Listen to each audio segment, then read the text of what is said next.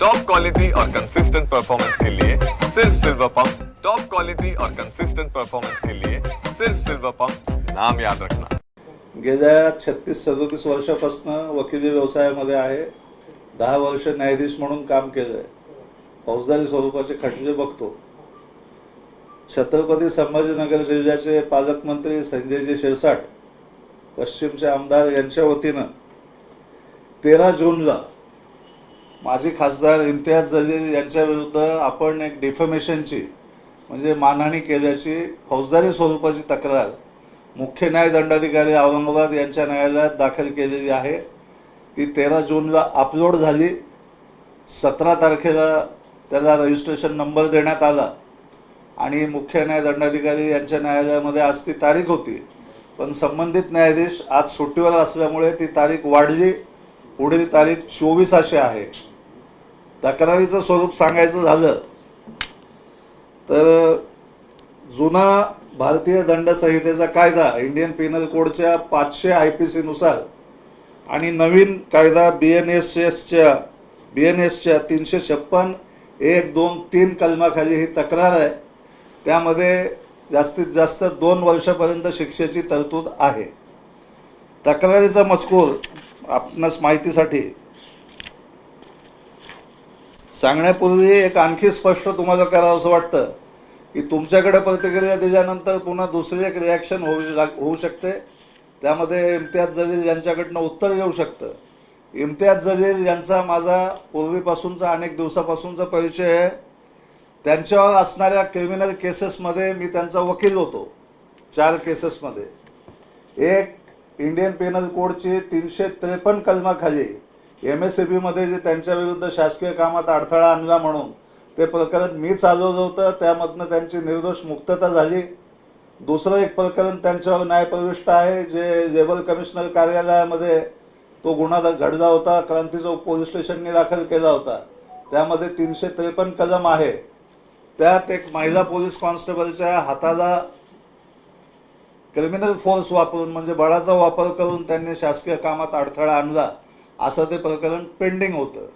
त्यानंतर ते स्वतः फिर्यादी होते। अब्दुल कदीर मौलानाच्या विरुद्ध त्यांनी डिफमेशनची एक 500 IPCची तक्रार न्यायालयात दाखल केली होती, ती प्रलंबित होती। त्यामध्ये देखील त्यांच्या वतीनं मी वकील होतो। पण 5 जूनला त्यांनी एक पत्रकार परिषद घेऊन संजय शिरसाट विरुद्ध यांच्या विरुद्ध जे काही आरोप केले ते वाचल्यानंतर ते बघितल्यानंतर त्यांना व्हॉट्सअपने मी नोटीस पाठवली। त्या व्हॉट्सअपच्या प्रिंटआउट्स माझ्याकडे आहेत। त्यामध्ये त्यांना विनंती केली आणि विनंती अशी केली, इंग्रजीमध्ये मजकूर आहे, तुम्हाला तोही सांगतो, मराठीतही सांगतो। इंग्रजीमध्ये पहिला मजकूर त्यात असा होता पहिल्या केसच्या संदर्भात। Respected sir, your session case number 41/2022, the state versus Imtiaz Jalil and others is fixed and posted on 10/6/25 before Honorable First District Judge Shri Patil Sahib. I have to further inform you that due to obvious reasons and my personal difficulties, I cannot further conduct your case as your advocate. आज जी notice दिली ना त्या संदर्भात जरा नाही, हे सांगणं तुम्हाला यासाठी आवश्यक आहे की नंतर उद्या तुमच्याकडेच त्यांची उत्तरं येतील आणि नंतर मला तुम्हाला पुन्हा उत्तर मागायची वेळ येऊ नये म्हणून मला सांगणं आवश्यक आहे। आणि ही त्याची पार्श्वभूमी आहे। त्यांना मी हे सांगितलं होतं, हे नोटीस व्हॉट्सअपने पाठवली होती, ती त्यांना मिळाली, त्यांनी ती वाचली। त्यात त्यांना सांगितलं होतं की तुमच्या विरुद्ध प्रलंबित असणारे खटले माझ्या वैयक्तिक अडचणीमुळे आणि विविध कारणामुळे मी चालवू शकत नाही आणि आपण दुसऱ्या वकिलांची व्यवस्था करावी। आणि त्यांना पाठवलेल्या या नोटीस व्हॉट्सअप मेसेजची प्रिंट आपण न्यायालयात दाखल केली। ॲडव्होकेट्स ॲक्टनुसार वकिलांवर जबाबदारी असते की जर मी एखाद्या व्यक्तीचा वकील असेल तर त्यांच्या विरुद्ध दुसऱ्याकडून खटला दाखल करण्यापूर्वी त्या केसमध्ये वकील नसणं हे आवश्यक असतं। आणि एकाकडनं वकीलपत्र ठेवून दुसऱ्यांकडनं जर दाखल केलं तर आमच्या ॲडव्होकेट्स ॲक्टनुसार ते मिसकंडक्ट म्हणून समजलं जातं। तर कदाचित उद्या त्यांचं विधान असू शकेल की काळे साहेब हे माझे वकील होते, त्यांनी शिरसाटांकडून माझ्यावर प्रकरण दाखल केलं। तर त्याचं उत्तर असं आहे की त्यांचा मी आजच्या तारखेत कोणत्याही प्रकरणात वकील नाही। या नोटीस संबंधित न्यायालयात आपण दाखल केल्यात। न्यायालयाने त्याच्यावर आदेशही केलेले आहेत. माझं वकीलपत्र त्यातनं मी काढून घेतलेलं आहे 3 प्रकरणांमधनं. दुसरा मुद्दा असा की आता वकीलपत्र काढून घेण्यासाठी असं काय कारण घडलं, वैयक्तिक काय अडचण होती. तर वैयक्तिक अडचण अशी होती की त्यांचं उत्तर उद्या येऊ शकेल की मी त्यांचा वकील तर आहेच आहे आणि उघडपणे सांगायला त्यात कोणतंही मला हेजिटेशन वाटत नाही. संजय शिरसाट यांचा मी जवळचा नातेवाईक आहे, ते माझे सख्खे मेव्हणे लागतात. त्यांच्या मिसेसचा मी मोठा भाऊ आहे. त्यामुळं त्यांच्या वक्तव्यामुळं एक माणूस म्हणून, वकील म्हणून मला देखील ते दुःखद वाटलं, म्हणून ते वकीलपत्र काढून घेतलं होतं. ही त्याच्या मागील पार्श्वभूमी. आणि जी दाखल केली आहे त्या तक्रारीच्या संदर्भात सांगतो. 5 जूनला त्यांनी सुभेदारी गेस्ट हाऊस येथे पत्रकार परिषद बोलवली. आपल्या अनेक मीडिया चॅनल्सचे प्रसिद्ध प्रतिनिधी तेथे उपस्थित होते आणि त्या प्रेसमध्ये त्यांनी जे काही वक्तव्य केलं ते ऑफेंडिंग होतं, चारित्र्याला हानिकारक होतं, बदनामीकारक होतं, त्यांचं चारित्र्य हनन करण्यासारखं होतं. शिरसाट यांचं जे रेप्युटेशन लोकांच्या नजरेमध्ये जे आहे त्यांना बदनाम कसं करावं या उद्देशाने त्यांनी केलं होतं, असं फिर्यादी संजय शिरसाट यांचं या फिर्यादीमध्ये म्हणणं आहे. आणि त्यांनी केलेलं वक्तव्य दिनांक 6 जूनच्या अनेक वर्तमानपत्रांमध्ये प्रसिद्ध झालं. 6 जूनच्या त्यांच्या पत्रकार परिषदेनंतर 7 जूनला ते प्रसिद्ध करण्यात आलं. छत्रपती संभाजीनगरमध्ये प्रसिद्ध होणारं छत्रपती संभाजीनगर नवराष्ट्र प्लस नावाचं एक वृत्तपत्र आहे. त्यामध्ये अशी बातमी छापून आली, त्यातील मजकूर मी तुम्हाला सांगतो जो कसा बदनामीकारक होता. मजकुरातील शब्द असे आहेत: शिरसाट यांनी घेतली मद्य कारखान्यासाठी जमीन, सत्तेचा गैरवापर करत पश्चिम मतदारसंघाचे शिवसेनेचे आमदार आणि राज्याचे सामाजिक न्यायमंत्री तथा संभाजीनगर जिल्ह्याचे विद्यमान पालकमंत्री संजय शिरसाट यांनी शेंद्रा MIDC मध्ये त्यांचे पुत्र सिद्धांत यांच्या नावावर जमीन घेतल्याचा खळबळजनक आरोप माजी खासदार तथा MIMचे प्रदेशाध्यक्ष इम्तियाज जलील यांनी शुक्रवारी पत्रकार परिषदेत केला. हे एक वृत्त छापून आलं वर्तमानपत्रामध्ये.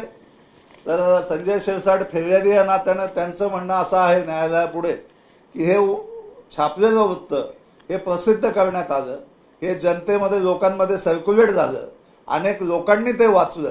वाचल्यानंतर लोकांचं मत संजय शिरसाट यांच्याबद्दल जे पॉझिटिव्ह होतं, जे सकारात्मक होतं, ते मत बदललं, मतपरिवर्तन झालं आणि लोकांचा त्यांच्याकडे बघण्याचा दृष्टिकोन की हा आमदार, हा मंत्री भ्रष्ट आहे का, असा प्रश्नचिन्ह लोकांच्या दृष्टीने निर्माण झालं. अनेक लोकांचे त्यांना फोन आले, त्यांना विचारणा करण्यात आली की तुमच्याबद्दल आम्ही असं वाचलं, हे खरं आहे का. आणि हे बदनामीकारक वर्तमानपत्रामध्ये जी काही बातमी छापून आली यास वर्तमानपत्र जबाबदार नाही, कारण माजी खासदार इम्तियाज जलील यांनी केलेलं ते वक्तव्य जसंच तसं छापून प्रसिद्ध करण्यात आलं. हा मजकूर आम्ही न्यायालयात या फिर्यादीच्या माध्यमातून न्यायालयात सादर केलेला आहे. दुसरं, 7 जून 2025ला दैनिक दिव्य मराठीमध्ये एक बातमी प्रसिद्ध करण्यात आली, ती लोकांमध्ये सर्क्युलेट झाली. त्या बातमीमध्ये मजकूर: पालकमंत्र्याच्या मुलाच्या घशात MIDCने घातली 106 कोटीची ट्रक टर्मिनलची जागा, इम्तियाज जलील यांचा पत्रकार परिषदेत आरोप, शिरसाट यांचा नो कॉमेंट्स. हे जे वक्तव्य आहे की संजय शिरसाट यांच्या मुलाच्या घशात सिडको MIDCने, शेंद्रा MIDCने जागा घातली, हे शब्दच मुळात अपमानकारक आहेत. खासदार असणाऱ्या व्यक्तीला, एकदा आमदार असणाऱ्या व्यक्तीला, ते उच्च शिक्षित आहेत, ते पूर्वी पत्रकार होते आणि अशा सुशिक्षित व्यक्तीकडून अशा प्रकारचे अपमानित करणारी भाषा, बदनामी करणारी भाषा ही अपेक्षित नव्हती. आणि सदर बातमी हे प्रसिद्ध करण्यात आली, जनमानसांमध्ये लोकांनी ती वाचली. त्यामुळं शिरसाट यांची निश्चित बदनामी इम्तियाज जलील यांनी या बातमी देऊन आणि तसं वक्तव्य प्रसार माध्यमांपुढे करून ती बदनामी केलेली आहे, असं या बातमीमध्ये मजकूर आम्ही नमूद केलेला आहे. म्हणून त्यांनी जुना कायदा IPCच्या 500 नुसार गुन्हा केलेला आहे असं कोर्टामध्ये फिर्यादी संजय शिरसाट यांचं म्हणणं आहे. त्यानंतर आणखी एक न्यूजपेपर होता, पुढारी म्हणून वर्तमानपत्र आपल्या छत्रपती संभाजीनगरमधून निघतं. त्यामध्ये एक बातमी प्रकाशित झाली आणि प्रसारित करण्यात आली. त्या बातमीचा मजकूर होता, शेंद्रा MIDC साठी ट्रक टर्मिनलसाठी राखीव असलेलं प्लॉट आरक्षण बदलून शिरसाट यांनी मुलाच्या नावे 21,000 चौरस मीटरचा भूखंड खरेदी केला. तर ही बातमी देखील फिर्यादी संजय शिरसाट यांच्या सांगण्याप्रमाणे बदनामीकारक बातमी आहे.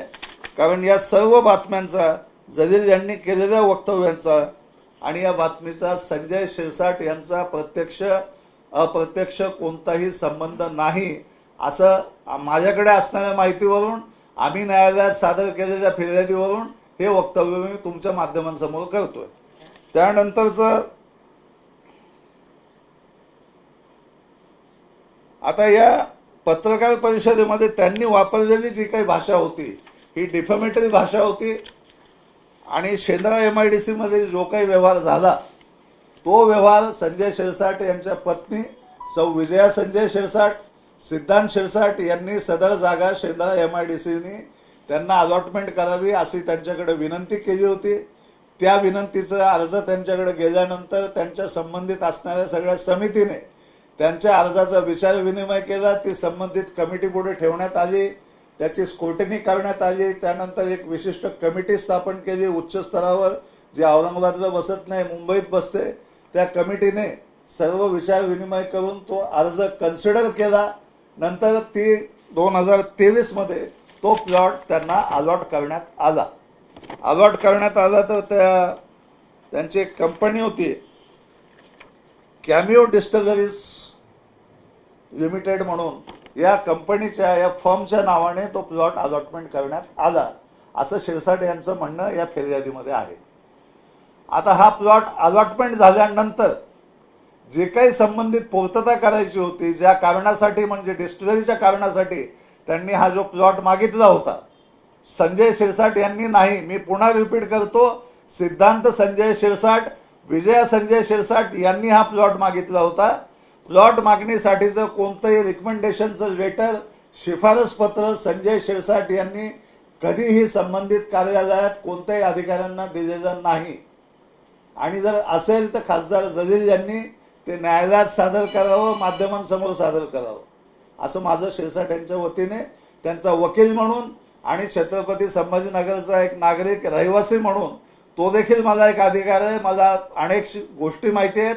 त्यानुसार मी सांगतो की संजय शिरसाट यांचा कोणताही डायरेक्टली प्रत्यक्ष अप्रत्यक्ष संबंध, कोणताही फोन संबंधित अधिकाऱ्यांना कधी करण्यात आलेला नाही, कोणताही पत्रव्यवहार करण्यात आलेला नाही. आणि ही जमीन अलॉटमेंट झाल्यानंतर ज्या काही शर्ती अटी होत्या त्या त्यांच्याकडे पूर्ण होऊ शकल्या नाही. तर माझ्या माहितीप्रमाणे जवळपास, नक्की आकडा माझ्याकडे आता नाही, पण माझ्या माहितीनुसार जवळपास 75 ते 76 लाख रुपये पेनल्टी MIDCला सिद्धांत शिरसाट आणि विजया शिरसाट यांनी भरलेली आहे. आणि ती यासाठी की या जागेचा जो पर्पज असतो, ज्या मूळ कारणासाठी जागा घेतली होती डिस्टिलरी, तो पर्पज आम्हाला चेंज करून मिळावा. कारण डिस्टिलरी चालविण्यासाठी आमची आर्थिक पात्रता नाही, आम्ही सक्षम नाही आणि तिथे आम्हाला दुसरा उद्योग व्यवसाय करण्यास परवानगी द्यावी अशी विनंती करण्यात आली होती आणि ती पेनल्टी डिपॉझिट करण्यात आली. तो पर्पज नंतर MIDCच्या कमिटीने तो चेंज केला. याचा अर्थ ती जागा आरक्षणामधून काढून बदलून करून यांना देण्यात आली असं होत नाही. आणि जर संजय शिरसाट 2023 मध्ये कोणतेही मंत्री नव्हते, ते फक्त आमदार होते, तर ते मंत्र्यांचा दबाव आला असं सांगून लोकांची दिशाभूल करण्याचा प्रयत्न, संजय शिरसाट यांची बदनामी करण्याचा प्रयत्न इम्तियाज जलील सातत्याने करत आहेत. आणि हे संपूर्णपणे खोटा मजकूर ते माध्यमांपुढे सांगत आहेत. 2023 मध्ये ती अलॉटमेंट आहे. आपण प्रसार माध्यमांचे प्रतिनिधी म्हणून या गोष्टीची शहानिशा करू शकता. आपण संबंधित कागदपत्र मला जर मागितली तर ती मी आता जेव्हाही मागाल मी आपणास त्यांचा वकील म्हणून त्यांची परवानगी घेऊन तुम्हाला देऊ शकतो. प्रसार माध्यमांमध्ये आपण प्रसारित ते करू शकता. तर अशा प्रकारचं हे दिव्य मराठीमध्ये त्यांची बदनामी केली, मानहानी केली म्हणून क्रिमिनल केस आपण शिरसाट यांच्या वतीने दाखल केलेली आहे. अमाऊंट किती सर? क्रिमिनल केसमध्ये बदनामी, मानहानीचा, आबरू नुकसानीचा दावा 2 प्रकार आहेत. एक क्रिमिनल केसमध्ये शिक्षा व्हावी म्हणून प्रकरण दाखल केलं जातं. हे प्रकरण क्रिमिनल असल्यामुळे यामध्ये फक्त शिक्षेची तरतूद आहे आणि आबरू नुकसान झाली, बदनामी झाली म्हणून त्याचं कॉम्पेन्सेशन द्यावं, ती नुकसान भरपाई करण्यात द्यावी, हे दिवाणी स्वरूपाचा दावा असतो. तो देखील त्यांच्याशी आता शिरसाट सध्या औरंगाबादमध्ये नाहीत, ते आल्यानंतर चर्चा करून लवकरच आपण तो दाखल करणार आहोत. आणि जलील यांच्या या वक्तव्यानुसार ज्यामुळं बाकीच्या ज्या गोष्टी निर्माण होत आहेत, त्यांच्यावर अनेक गुन्हे दाखल झालेले आहेत, त्याची माहिती आपण जर विचारली तर मी सांगू शकेल. या प्रकरणाच्या संबंधाने आपणास जेवढी माहिती पाहिजे ती मी दिलेली आहे. त्याही पुढे जर इतर माहिती, सध्याचं जे काही जे प्रकरण चालू आहे तीही माहिती माझ्याकडे आहे. आपल्याला कोणाला विचारायची असेल तर आपण विचारू शकता, मी त्याची उत्तरं देण्याचा प्रयत्न करेन. आमचे सर आहेत एक मिनिट माधव ही डिफेमेशनची केस दाखल केली का एकूण त्यांनी वेगवेगळे आरोप केले त्या सगळ्या एकत्रित? ही केस फक्त MIDCच्या संदर्भामध्ये जे आरोप केलेले आहेत, MIDC शेंद्राच्या जागेच्या संदर्भात, त्या संदर्भापुरतीच दाखल केलेली आहे. इतर जे त्यांनी आरोप केलेत त्या संदर्भात केस दाखल करता येऊ शकते, ती अजून केलेली नाही. सर तुम्ही आता सांगितलं सिव्हिल आणि क्रिमिनल असे 2 वेगळे प्रकार असतात. हो, क्रिमिनल मध्ये आणि सिव्हिल मध्ये म्हणताना की 100 कोटीची आबरू नुकसानीचा दावा ठोकला वगैरे, तसं या क्रिमिनल केस मध्ये काय तुम्ही डिमांड केलेली आहे शिक्षेच्या संदर्भातली? क्रिमिनल केसमध्ये ही डिमांड केलेली आहे की त्यांनी जी बदनामी केलेली आहे फिर्यादीची, म्हणून त्यांना कायद्यामध्ये जी तरतूद आहे शिक्षेची, तर कठोरात कठोर शिक्षा त्यांना द्यावी अशी विनंती न्यायालयास केलेली आहे. अॅट्रॉसिटी सध्या चालू असलेल्या दाखल अॅट्रॉसिटीच्या संदर्भात गुन्हा दाखल झाला, पण हे थोडा वेगळा प्रश्न असा आहे की अॅट्रॉसिटी गुन्हा दाखल झाल्यानंतर त्यांचं असं म्हणणं आहे की ज्या कागदपत्रावर मुळात जे लिहिलेलं आहे तेच मी वाचून दाखवलेलं आहे आणि त्यामुळं ते गुन्हाच चुकीचा आहे. जर असं असेल, खरं असेल तर या संबंधित अधिकारी, कलेक्टर किंवा त्या महसूल विभागाचे अधिकारी यांच्यावर सुद्धा त्या शब्द टाकलाय म्हणून त्यानुसार गुन्हा दाखल झाला पाहिजे असं त्यांचं म्हणणं आहे. तुमच्या प्रश्नाचं उत्तर मला थोडंसं तपशीलवार द्यावं लागेल. 1-2 मिनिटाचा वेळ आपण देत असाल तर मी सांगतो. Prevention of अॅट्रॉसिटीज act for SC and ST 1989 1989चा हा कायदा आहे आणि हा कायदा त्यावेळेसचे पंतप्रधान आपले VP सिंग हे असताना आणि पासवान त्यावेळेसचे सामाजिक न्याय मंत्री त्यावेळेस असताना, त्यावेळेस त्यांनी प्रपोजल करून हा कायदा पास करण्यात आला होता. मराठवाड्यामध्ये 1989ला जेव्हा हा कायदा झाला तर पुस्तक सुद्धा प्रकाशित करण्यात आलं नव्हतं, फक्त गॅझेट आलं होतं. आणि मराठवाड्यामध्ये अॅट्रॉसिटीच्या कायद्याखाली सगळ्यात प्रथम अॅट्रॉसिटीचे प्रकरणं न्यायालयामध्ये 3 दाखल झाली होती. ती 3ही प्रकरणं मी स्वतः म्हणजे राजेश काळे ॲडव्होकेट मी दाखल केली होती. म्हणून एक गर्व किंवा अतिस्तुतीचा भाग म्हणून नाही, अॅट्रॉसिटीच्या कायद्याच्या संदर्भात माझा भरपूर अभ्यास आहे. इम्तियाज जलील हे निश्चित अभ्यासू व्यक्तिमत्व आहे असा माझाही समज होता जोपर्यंत मी त्यांचा वकील होतो. ते निश्चित अभ्यासू आहेत, पण त्यांना कायदा कळत नाही आणि त्याचं मिसइंटरप्रिटेशन, चुकीचं इंटरप्रिटेशन हे करतात. सामाजिक जाण असणं, सामाजिक प्रश्नांवर बोलणं ही बाब वेगळी, राजकारणावर बोलणं हा भाग वेगळा आणि कायद्यावर बोलणं हा भाग वेगळा. तर त्यांचं जे म्हणणं आहे, शाजापूरच्या जमिनीच्या संदर्भात त्यांनी जे काही वक्तव्य केलेली आहेत त्या शाजापूरच्या जमिनीमध्ये सुद्धा प्रत्यक्ष संजय शिरसाट यांचा कोणताही सहभाग, कोणताही हस्तक्षेप नाही. आणि त्यांनी जे काही वक्तव्य केलंय ते तुमच्या माध्यमांमध्ये आलेले त्यांचं जे वक्तव्य आहे ते मी ऐकलं, फेसबुकच्या माध्यमातून ऐकल्यानंतर माझ्या मनामध्ये त्यांची जी काही प्रतिमा होती, कारण मी सुद्धा SC समाजाचा आहे, शिरसाट यांचा नातेवाईक आहे, हे तर मी तुम्हाला उघड सांगितलं, कारण ते जपणारं नाही याही पुढे उघड सांगेल. आता मी स्वतः अनुसूचित जातीचा महार प्रवर्गातील असल्यामुळे, बौद्ध असल्यामुळे त्यांनी जे वक्तव्य केलं तर आपण पुन्हा ती क्लिप एकदा तपासा. त्या क्लिपमध्ये 7 ते 8 वेळेस ते म्हणायला लागलेत की हरिजन समाजासाठी असणारी जागा, हरिजन समाजाचा असणारा जागा. मी त्यांना अनेकदा, पूर्वी जेव्हा आमचे संबंध आजही चांगले आहेत तेव्हाही चांगले होते, मी त्यांना सांगितलं होतं की जलील साहब आपको मराठी नहीं आती, मराठी में आप बोलते मत जाओ, एक तर इंग्रजीत सांगा किंवा हिंदीत सांगा. तर कदाचित मराठीच्या अडचणीमुळे किंवा त्यांच्या उद्देशामुळे, पण त्यांची जी बॉडी लँग्वेज तुम्ही बघा त्या दिवसाची, की हरिजन हा शब्द 7 ते 8 वेळेस त्यांनी वापरला. हरिजन हा मुळातला शब्द, आपण जर मराठी शब्दकोश बघितला तर हरिजन शब्द मराठी शब्दकोशामध्ये सापडत नाही. आमच्या कायद्यामध्ये जनरल क्लॉजेस ऍक्ट नावाचा एक कायदा आहे ज्यामध्ये सगळ्या व्याख्या देण्यात येतात, तेथेही हरिजन शब्दाची व्याख्या नाही. हरिजन हा शब्द स्वातंत्र्यपूर्वीच्या काळामध्ये वापरला जायचा आणि त्याचा बेस म्हणजे पूर्वी हिंदू धर्मामध्ये मनुस्मृतीनुसार जे काही 4 वर्णभेद दिले होते, तर चौथा जो वर्ण होता शूद्र, जो अतिशूद्र, त्याला हरिजन संबोधण्यात यावं याचा प्रयोग मोहनदास करमचंद गांधींनी केला आणि हिंदी भाषेतनं हरिजन असा तो वापरण्यात आला. डॉक्टर बाबासाहेब आंबेडकरांनी घटनेच्या पूर्वी हरिजन शब्दाला त्यावेळेस विरोध केला, पार्लमेंटमध्ये विरोध केला.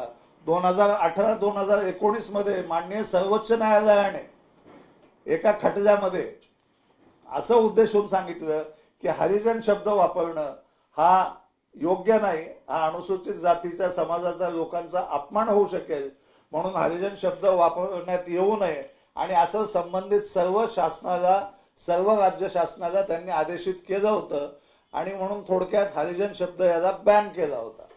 आता जलील यांचं जे म्हणणं आहे की कागदावर हरिजन शब्द आहे आणि मी तो वाचला, मी आपणास विनंती करून सांगतो की आपण ती क्लिप पुन्हा एकदा बघा. त्यांच्या हातामध्ये कोणताही कागद दिसत नाहीये त्या क्लिपमध्ये. त्यांच्या हातामध्ये एक मोबाईल दिसतोय आणि ते उजवीकडे बघून सांगतायत. त्यात एक वाक्य त्यांनी असंही वापरलंय की संजय शिरसाट यांना उद्देशून की तो हरिजन समाजाचा आहे.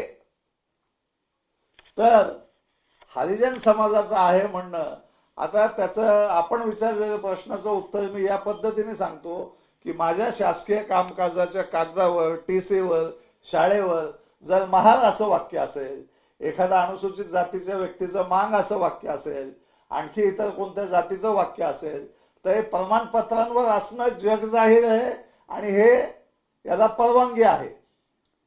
पण माझ्या त्या टीसीवर जर महार असा उल्लेख असेल तर कोणतीही व्यक्ती मला तो महार किंवा तो महार जात आहे त्या महाराची जागा किंवा त्या हरिजनाची जागा असं संबोधता येत नाही. त्या संबोधण्याला बंदी आहे, वाचण्याला बंदी नाही. आणि त्यांनी हे वाचलं नाही, ते चुकीचं इंटरप्रिटेशन करतात की मी कागद बघून वाचलं. कोणताही कागद त्यांनी त्यावेळेस वाचला नाही, पूर्वी वाचून ठेवला असेल तर वाचून म्हणणं किंवा कागद वाचणं याची कोणतंही अपेक्षित नव्हतं. त्यामुळं अनेक लोकांनी तो वाचलं. मलाही कळालं की अनेक लोकांनी त्यांच्यावर अॅट्रॉसिटीचा गुन्हा दाखल केला. तर माझ्या माहितीनुसार असं वक्तव्य करणं अनुसूचित जाती जमाती अत्याचार प्रतिबंधक कायद्याच्या कलम 3(1) सबक्लॉज R नुसार हा गुन्हा आहे आणि त्यामध्ये शिक्षेची तरतूद आहे. आणि तो निश्चितच त्या उद्देशाने जलील यांनी त्यावेळेस केलेलं वक्तव्य दिसून येतं असं माझं तरी प्राथमिक मत आहे.